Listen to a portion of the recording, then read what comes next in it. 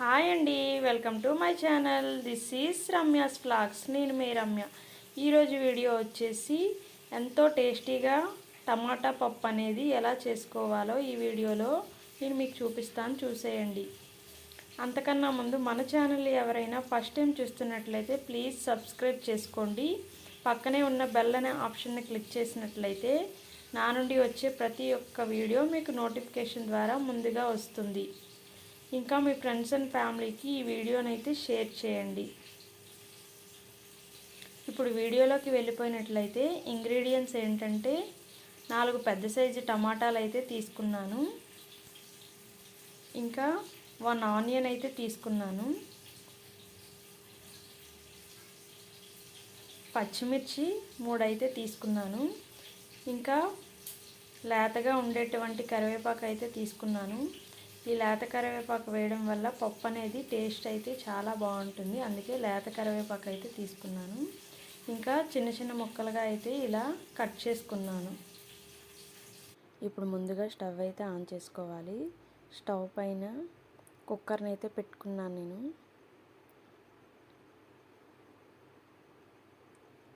కుక్కర్లో 3 టేబుల్ స్పూన్ల ఆయిల్ అయితే వేసుకున్నాను.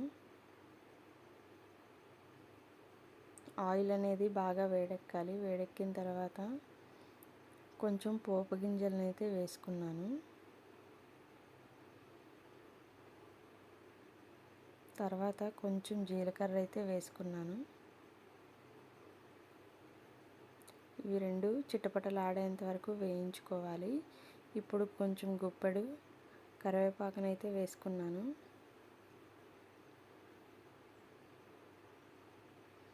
ఇప్పుడు ముందుగా కట్ చేసి పెట్టుకున్న పచ్చిమిర్చి, ఆనియన్ అయితే వేసుకుని వేయించుకుంటున్నాను.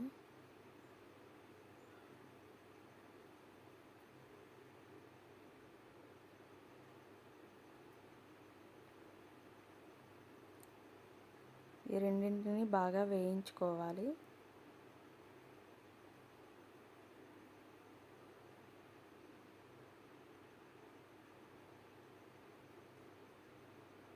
ఇప్పుడు నేను కందిపప్పుని అయితే నానబెట్టుకుంటున్నాను. ఇలా నానబెట్టుకోవడం వల్ల పప్పు అనేది టేస్టీగా ఇంకా మెత్తగా అయితే ఉడుకుతుంది. చూసారు కదండి, ఈ విధంగా అయితే వేయించుకోవాలి. ఇప్పుడు నేను ముందుగా కట్ చేసి పెట్టుకున్న టమాటా ముక్కలను అయితే వేసేసుకుంటున్నాను.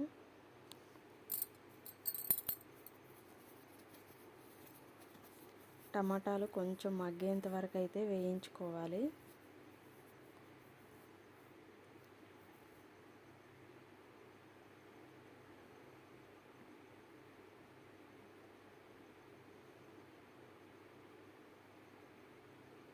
కొంచెం మూత పెడితే వేగంగా అయితే మగ్గుతుంది. చూడండి, ఈ విధంగా అయితే మగ్గించుకోవాలి.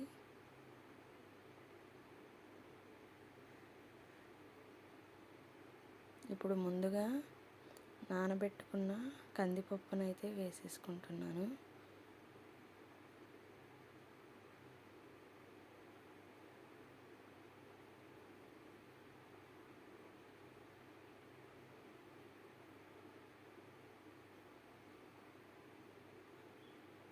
ఇది అడుగు వరకు అయితే కలుపుకోవాలి, లేదంటే మాత్రం అడుగు అయితే మాడుతుంది.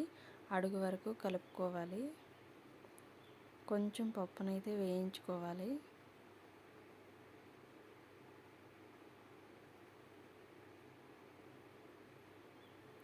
ఇప్పుడు నేను 1.5 స్పూన్ కారం అయితే వేసుకుంటున్నాను.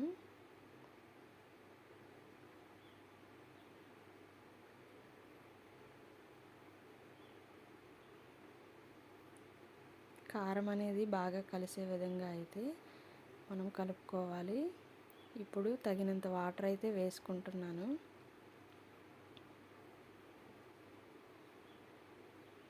పప్పు అనేది అడుగు వరకు కలుపుకోవాలి, లేదంటే మాడిపోతుంది.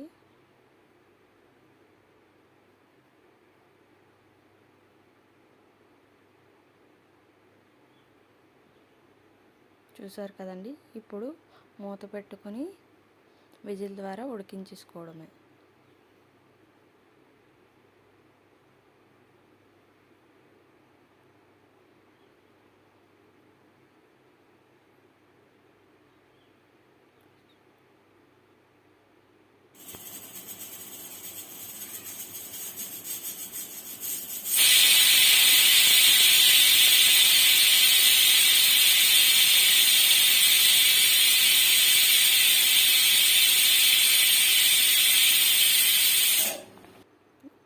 విజిల్ చల్లారేంత వరకు మనమైతే నిమ్మకాయ సైజ్ అంతా చింతపండునైతే నానబెట్టి ఉంచుకోవాలి. విజిల్ అనేది ఆవిరి అనేది పోయిందో లేదో అన్నది ఈ విధంగా అయితే చెక్ చేసుకోవాలి. తొందరపడి మూతనైతే తీసేయకండి. విజిల్ ఆవిరి పోయిందా లేదా అన్నది చూసుకొని తీసుకోండి. చూసారు కదండి, ఈ విధంగా అయితే నాకు పప్పు అయితే ఉడికింది. నేను 5 విజిల్లకైతే ఇలా పప్పును ఉడికించుకున్నాను.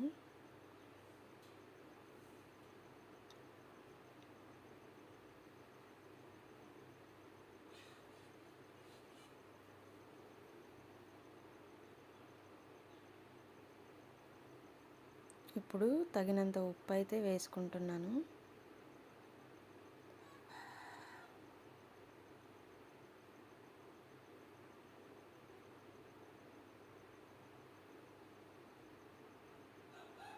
పప్పు అనేది ఈ విధంగా ఉడికించుకుంటే సరిపోతుంది.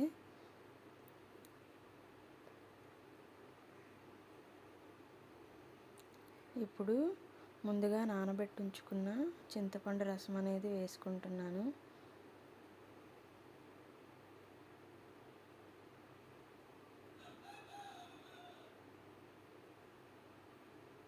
ఇప్పుడు చింతపండు రసం వేసాం కాబట్టి కొంచెం అయితే పప్పుని స్టవ్ పైన అయితే పెట్టుకొని కొంచెం ఉడికించుకోవాలి. దగ్గరగా అయినట్లయితే మనకి పప్పు అనేది టేస్ట్ అనేది చాలా బాగుంటుంది.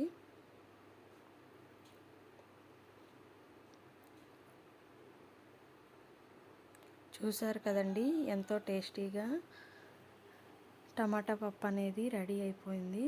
ఒకసారి మీరు ట్రై చేసి ఎలా ఉందో ఏంటో అనేది కామెంట్ చేయండి. చాలా పర్ఫెక్ట్గా అయితే వస్తుంది. టేస్ట్ కూడా చాలా బాగుంటుంది.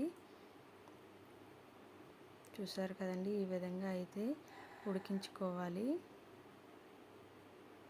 ఇంకా లాస్ట్లో మీ దగ్గర కొత్తిమీర ఉన్నట్లయితే కొత్తిమీర అనేది వేసుకొని స్టవ్ ఆఫ్ చేసుకోవడమే. నా దగ్గర అయితే కొత్తిమీర లేదు. కొత్తిమీర వేసుకోవడం వల్ల టేస్ట్ అనేది ఇంకా బాగుంటుంది.